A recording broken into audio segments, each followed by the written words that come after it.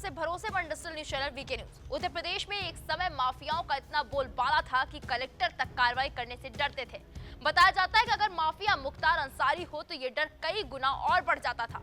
Vote और दूसरे समीकरण की वजह से उन पर सत्ताधारी पार्टी का दबाव होता था।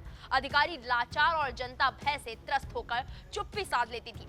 मीडिया रिपोर्ट्स के मुताबिक बात 1990 के दशक की है। गाजीपुर के यूसुफपुर मोहम्मदाबाद का रहने वाला जेल में बंद गैंगस्टर मुख्तार अंसारी मऊ को अपना अड्डा बना लिया था। यहीं से वो तमाम गैर कानूनी गतिविधियों को अंजाम देता था। इस दौरान वो मायावती की बहुजन समाज पार्टी में शामिल हो गया और साल 1996 में विधायक भी बन गया। साल 2002 में फिर विधायक बना और उसके 3 साल बाद 2005 के कुख्यात मऊ दंगे की शुरुआत की। कहा जाता है कि इस दंगे में लगभग 1 महीने तक मऊ जलता रहा। कितने ही हिंदुओं की हत्याएं की गई, कितनों के घर जला दिए गए, दुकान और व्यवसाय नष्ट कर दिए गए, जमीनों और मकानों पर कब्जा कर लिया गया। प्रशासन लाचार बना रहा और शहर जलता रहा। इस दंगे की आग इतनी भीषण थी कि इतिहास में पहली बार रेलवे ने मऊ से अपना संचालन बंद कर दिया। साल 1988 में पहली अपराध की दुनिया में सामने आया मुख्तार अंसारी इस दंगे का मास्टरमाइंड बताया जाता है। इस घटना की खौफनाक कहानी के बारे में मऊ के सामाजिक कार्यकर्ता छोटेलाल गांधी ने विस्तार से बताया। उन्होंने कहा, अक्टूबर 2005 में एक सुनियोजित तरीके से मुख्तार अंसारी ने दंगा कराया। ये मुसलमान कहते थे कि विधायक जी अगर 3 दिन का छूट मिल जाता तो हम लोग हिंदुओं को चटनी बना देते।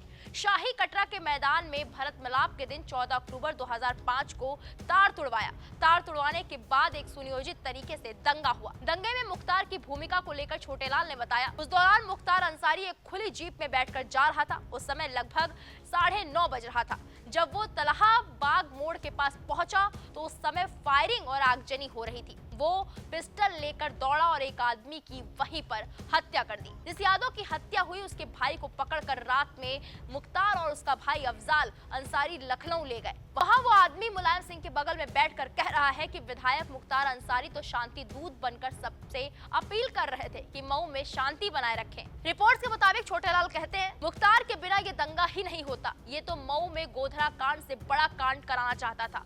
मऊ के पुलिस स्टेशन का दरोगा एक खाना था। जुमा के बहाने वो सारा बंदूक बंद करके चला गया था। वो तो सेना का एक जवान था जो अपने परिवार के साथ उस समय घूम रहा था। उसने 2 पुलिस वालों से कहा कि रोको, तो पुलिस वाले बोले कि 5000 आदमी है, लूट लेगा सब। इसके बाद सेना का वो जवान बंदूक छीन कर मारा तो एक आदमी मरा और एक घायल हुआ। तो दंगा से मऊ बचा। छोटेलाल ने आगे कहा, जब मुस्लिम हिंदुओं के घरों को जला रहे थे तो उन्होंने डीएम से कई बार बात की थी। तब अमर यादव डीएम थे। छोटेलाल कहते हैं, डीएम से हम कहते थे कि साहब यहाँ दंगा हो रहा है, सब जला रहे, तो वो कहते थे लड़ने लायक हो तो लड़ो, नहीं तो मर जाओ। हम क्या करें, कहां कहां पुलिस लगाएं।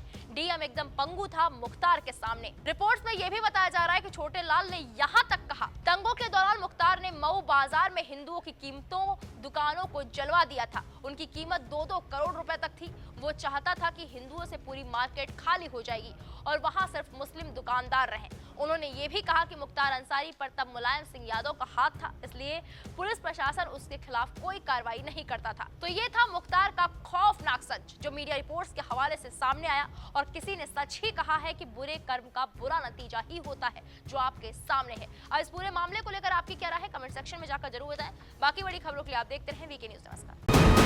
वीके न्यूज, राष्ट्र के नाम।